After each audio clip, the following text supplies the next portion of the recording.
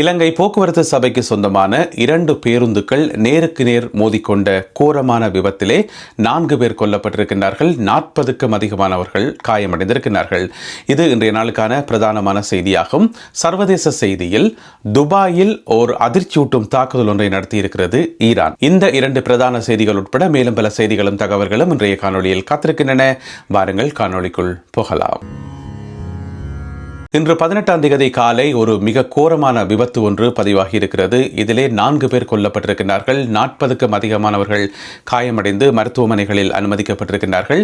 மருத்துவமனைகளில் அனுமதிக்கப்பட்டிருப்பவர்களில் 5 பேருடைய நிலைமை கவலைக்கிடமாக இருப்பதாக தகவல்கள் வெளியாகி இருக்கின்றன.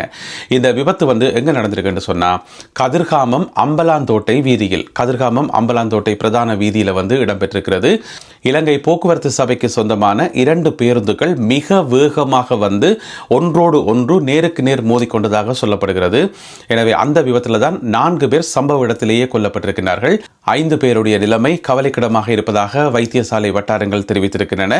இந்த விபத்து ஏற்பட்டதற்கு காரணம் வேகமாக வந்ததும் கண்ட்ரோல் இல்லாமல் வந்ததும் தான் காரணம் என்று சொல்லப்படுகிறது. இருந்த போதிலும் கூட போலீசார் இது சம்பந்தமான விசாரணைகளை உடனடியாக ஆரம்பித்திருக்கிறார்கள். துபாயில் ஒரு அதிர்ச்சியூட்டும் தாக்குதல் ஒன்றை ஈரான் நடத்தியிருக்கிறது. உங்களுக்கு தெரியும், இந்த ஈரானிய யுத்தம் ஆரம்பித்த பிறகு அதிக அளவு தாக்குதலுக்கு இலக்காகிற ஒரு இடம் என்று சொன்னால் அது துபாய் தான், அதாவது யுனைடெட் அரபு எமிரேட்ஸ் தான்.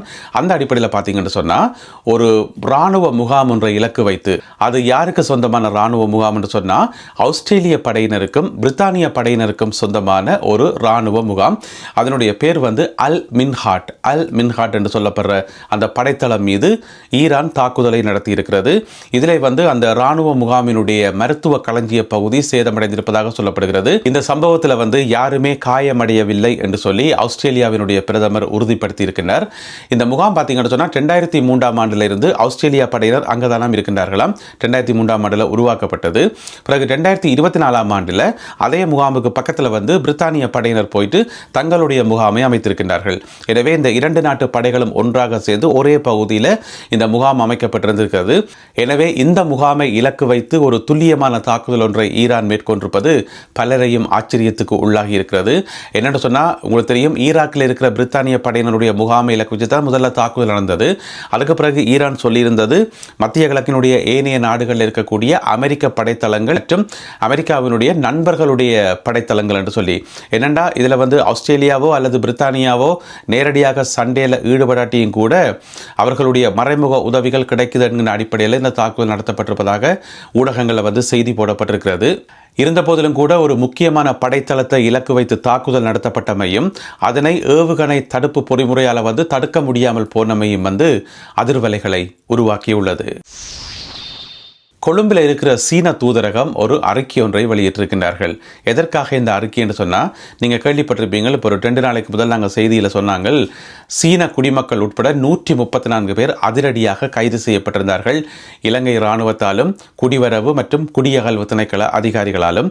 எங்கே என்று சொன்னால் அனுராதபுரம் மற்றும் மிகுந்தலை பகுதிகளில் அங்கே 5 வெவ்வேறு இடங்களில் இருந்து கொண்டு இணைய வழி மோசடியில் ஈடுபட்டார்கள் என்கின்ற குற்றச்சாட்டின் அடிப்படையில் 126 சீனர்களும் ஏனைய ஒரு 8 பேர் வேறு நாட்டு குடிமக்களும் என்று சொல்லி 134 பேர் கைது செய்யப்பட்டிருக்கிறார்கள்.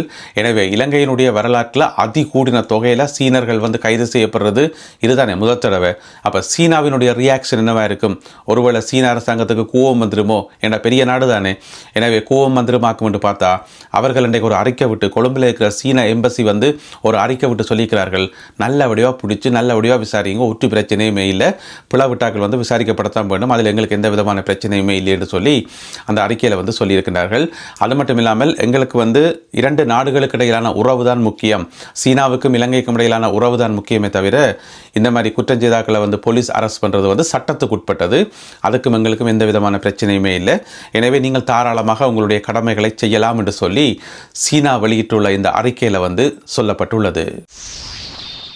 எரிபொருள் நிரப்பு நிலையங்களில் எரிபொருளை பெற்றுக்கொள்வதற்கு புதிய நடைமுறை ஒன்று அரசாங்கத்தினால் அறிவிக்கப்பட்டிருக்கிறது.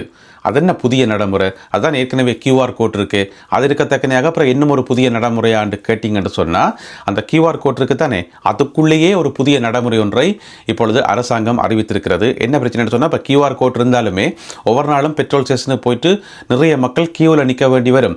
அரசாங்கம் என்னதான் கியூவில் நிற்க வேண்டாம் கியூவில் நிற்க வேண்டாம்னு சொன்னாலும் அது ப்ராக்டிக்கலாக வந்து பாசிபிள் இல்லைன்னு. இப்போ ஒரு பெட்ரோல் ஸ்டேஷன் இருக்குது, 15 பேர் ஒரே நேரத்தில் பெட்ரோல் அடிக்கணும்னு சொன்னால் கியூவில் நிற்கணும். எனவே வந்து இந்த கியூவை வந்து தவிர்க்கும் விதமாக ஒரு புதிய திட்டம் ஒன்று அறிமுகப்படுத்தப்பட்டிருக்கிறது. அது நாளைக்கு 19ஆம் தேதியிலிருந்து நடைமுறைக்கு வருது. அது என்ன புதிய திட்டம் என்று சொன்னால், உங்களுடைய வாகனத்தினுடைய நம்பர் பிளேட் இருக்குது தானே, அந்த நம்பர் பிளேட்டில் தான் எல்லா விஷயங்களும் இருக்குது.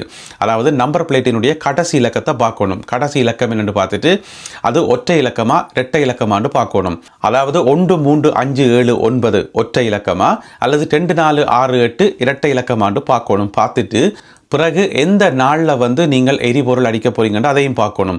அதாவது அந்த திகதி வந்து ஒற்றை இலக்கமா இரட்டை இலக்கமான்னு பார்க்கணும். இப்போ உதாரணம் நாளைக்கு வந்து 19ஆம் தேதி, நாளைக்கு தான் இது நடைமுறைக்கு வருது.